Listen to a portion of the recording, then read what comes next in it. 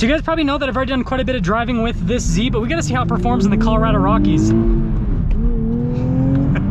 Hey everyone, it's Ben Hardy here, and in today's video I'm doing a review on the all-new Nissan Z. With that being said, let's get right into it.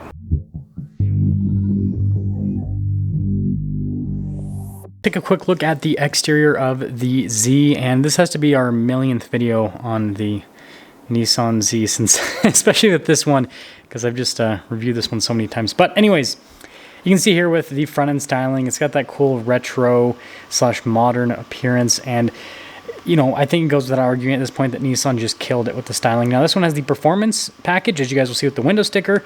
So you've got the upgraded brakes and wheels that come with the performance package.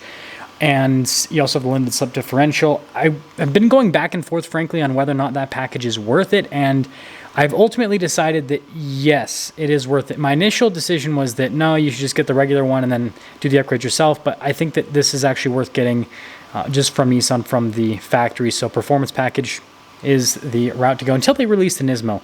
But anyways, there is a quick look at the exterior of the Z. So here's the window sticker on the Z Performance. You can see the base MSRP there. And then here is all of the equipment that comes with the performance package. And this is the rest of the equipment here with the Z. Just freeze the frame if you want to read all of the options. And then here's the pricing on it, as you can see. $53,210 is the total MSRP on this one, and again 2023, and this one is a pre-production car, but there you go.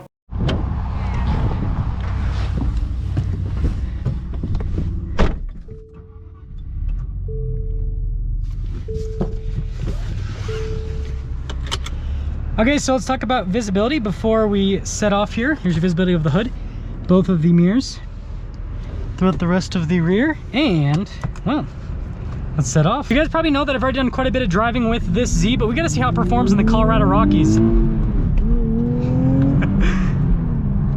Oh my goodness. I didn't have my seating position like pretty solid initially, and so I totally stalled the car at the beginning part of the video. Pretty embarrassing, but it's because I had the seat too far forward, and so when I let off, you guys understand. So anyways, the Z is still crazy fast.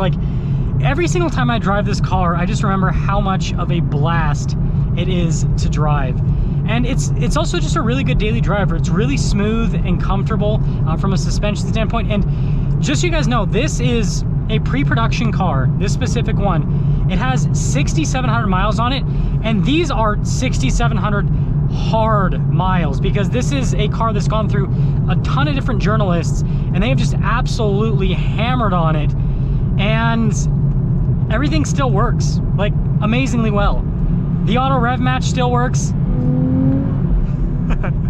And this just shows that the new Z is actually gonna be a reliable car. And I understand 6,700 miles to some people might not be a lot, but there's a big difference, like I said, between a regular 6,700 miles and the 6,700 miles that this car has experienced. I mean, just the week that I had it, well, I'm gonna cut it off there before I incriminate myself. So cool with the downshifts, and the braking on the Z is great too. But you know, my favorite thing about the Z overall is just the daily drivability of it, because I've driven, you know, every single car in this segment. I've driven the Mazda Miata, the Toyota 86. I actually haven't driven the Subaru BRZ, but it's the same thing as the Toyota 86. I've driven the Toyota Supra as well. I haven't driven the manual yet, but the one thing the Z has over all of those is just comfort. And also, you know, people will compare this to muscle cars like the Ford Mustang and Chevy Camaro, which completely makes sense because this is, you know, a high horsepower two-door sports car, and it's kind of more like those from a daily driver perspective, where it's got a little bit more space in this car. Obviously just a two-seater, not four seats like those, but you just have a ton of storage space. Ride quality is really good, and so overall, good job Nissan making this a daily drivable performance car. Geez, some people, they're like, let me not pull up all the way to the area I'm supposed to pull up to. Yeah, and this transmission's so easy to use. The shifter, the shift points are just really notchy. And the auto rev match, frankly, and I've mentioned this in other Z videos, helps out with the daily drivability quite a bit. And Now this is a little bit more traffic than what I experienced earlier in the day, so I guess this is going to hold us up a little bit. Other stuff, interior materials are actually really nice in the Z for the segment. You've got like the suede on the door panel and in the center of the seats as well, and then you've got like the leather trim, and again, all of this is actually held up pretty well for a pre-production car. Like I'm looking at everything, and yeah, it looks like it's all held up very well. And then, you know, visibility in the Z is great. That's another thing that is a huge plus with the new Z is, you know, unlike some other sports cars, you can actually see out of it. One thing I will say with the Z is got to be sometimes like slow at the clutch, like at slower speeds. It's got an interesting catch point, and you can't really feel it too much. I mean, at high speeds, it seems like it's fine, but at lower speeds, it's almost a little bit vague. This is the best way for me to describe it.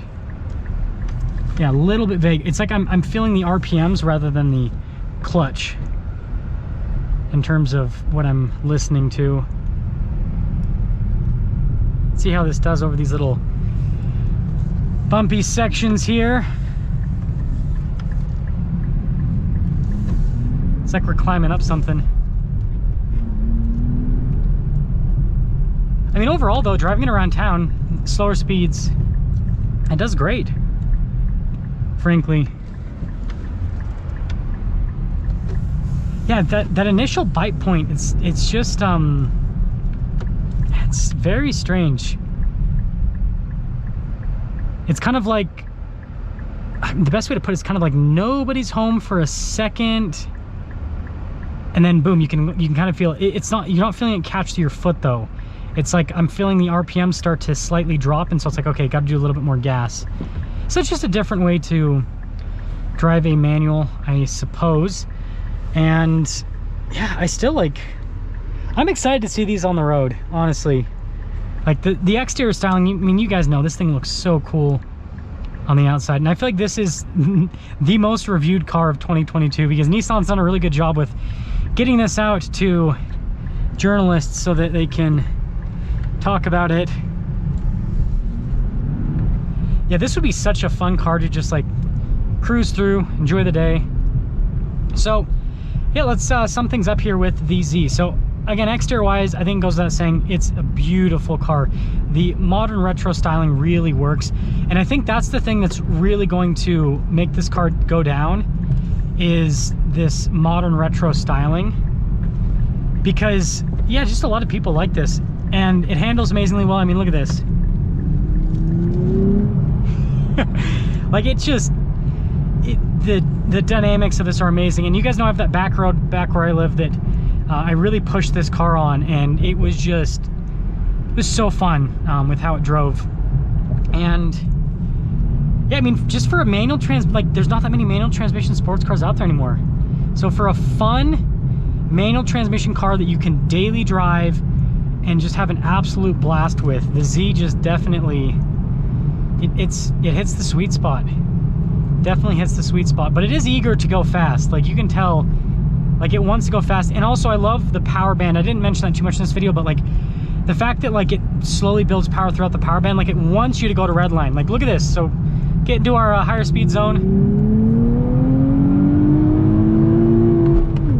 Like it wants you to rev it out. You don't get that, like I had the Toyota 86 for a week, and that car dies off towards the red line. This, on the other hand, just keeps going. It's a fun car.